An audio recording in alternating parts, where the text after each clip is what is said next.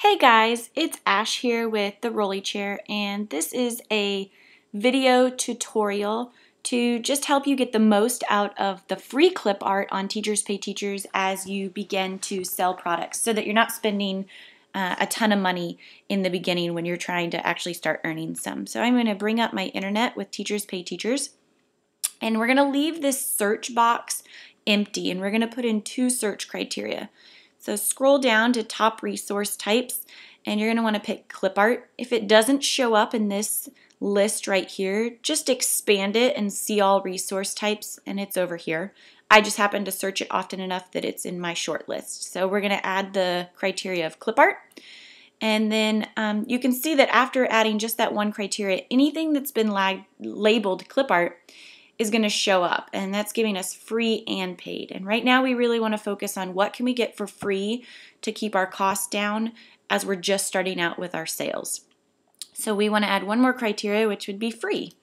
We're going to put that in, and you're almost done. This is a really easy process. The only other thing you have to do is come over to sort, and you're going to pick most recently posted. And this is really helpful if you're going to do this methodically like I described in the blog post.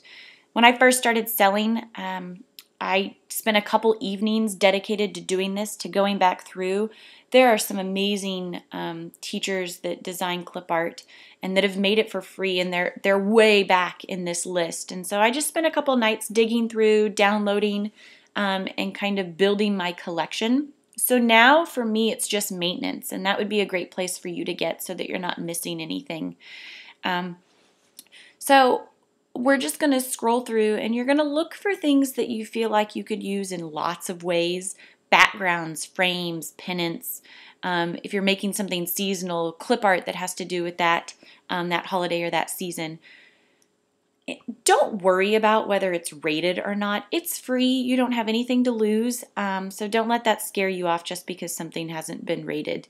But I will encourage you, if you download something and you put it into a file and you start using it, take the time to go back and leave that rating and that feedback. It means a lot to people, whether it's a free item or a paid item. So be a good Teachers Pay Teachers person and take the time to leave that feedback. So I'm just going to scroll through, and it just depends on your preference what you're looking for, and pick an item that you feel like, wow, that's something I could definitely use in a couple products.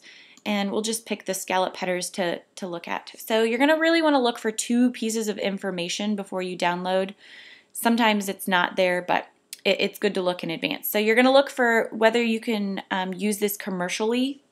This one says no extended commercial license is required. However, these graphics must be used in collaboration with another project. And what that means is I can put these into a game or a lesson that I'm selling. I just can't re-upload the clip art just like it is and give it away or sell it and claim it as clip art that I made. And then the other thing you're going to look for is terms of use. Some people shorten it to TOU. This one has it laid out for you right here. Some people include that in the download, so you would actually have to download it to figure out. And that's going to talk about, do you have to give a link back to their store? Do you have to include their button graphic? Also, it'll talk about the security that they require, meaning if you're downloading clip art and using it in a product, they may require you to go in to the PDF, secure it so that the clip art can't be lifted, essentially stolen from the document. And like I said, they may lay it out here. You may have to download the item to get that information. And if you just choose to download it, just hit download. The great thing is when I hit my back arrow, I don't have to put that search criteria in again. It's already there. So I'm just going to keep scrolling. I'm going to click on things that I feel like I could use. Maybe I'm curious about. Don't get dizzy. I'm going to go to the bottom real quick. When I've gone through this first page, I might say, okay, here's the bottom item. I haven't seen that before, so I need to go back one more page.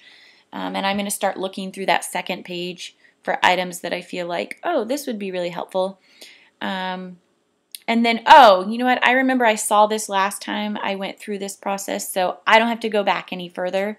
That's what I like about doing this methodically. I'm not re-looking at clip art that I've previously looked at, and I'm not downloading something that I've already downloaded, because we all know time is precious.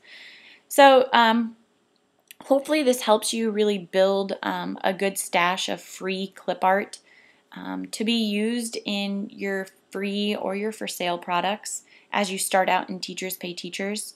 You don't want to spend a ton of money in the beginning. You really are trying to make money. But what I found is as I downloaded freebies, it really led me to some of my favorite designers. And I looked at my list and I was like, wow, I've downloaded 4 or 5 freebies from this one person. So I started following their store, and now when I do buy clip art that costs money, I almost always buy it from some of those favorite designers that I found through these freebies. So it really is a win-win because they're making these freebies to try and get customers. And I'm getting to make some products in the beginning of this journey for me without spending a ton of money. So hopefully this is helpful for you. And like I said, if you download something and use it, don't forget to go back and leave a rating and some feedback. Hope this is helpful. Thanks.